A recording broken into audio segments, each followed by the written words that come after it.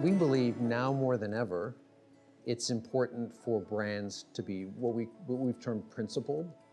So this is to have a very clear, compelling reason for being. And as discussed in terms of a paradox, but that doesn't mean that they should be building a fortress around these principles. In fact, we think to be successful today, brands need to be adaptive. So to have a willingness to change, to evolve, depending on the various influences, the category or market they find themselves in. A third behavior that we think is critical is for brands to be open. And that's, the thought that gone are the days where a brand has a one-way conversation, not even a conversation, a one-way exchange of information. I mean, it absolutely has to be a dialogue. And brands need to look for ways to collaborate and, in some instances, co-create. I mentioned with millennials, and this is definitely informing the fourth behavior, we think it's really critical for brands to be responsible, to be perceived as being responsible, and to demonstrate their commitment to the broader community, whether it's the world or certainly an understanding and a commitment to the greater good.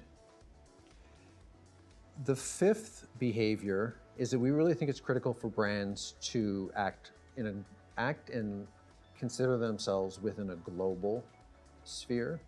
And that's even frankly for brands that may not have products or services that extend beyond a particular border.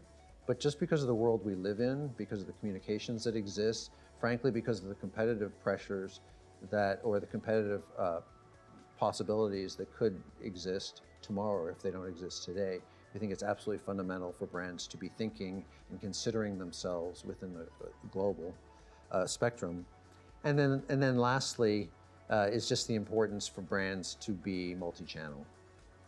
And I think an interesting example, and perhaps somewhat unexpected to what they may have thought about for themselves initially, is to think about Delta, and to think about the kind of relationship and the place that Delta finds itself in the hearts and minds of its loyal customers.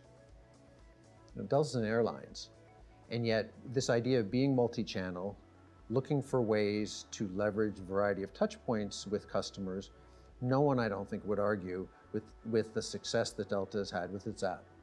I mean, the Delta app is the intimate, warm, personalized touch point that I think most Delta customers would turn to as to how they differentiate the brand and why they prefer the brand.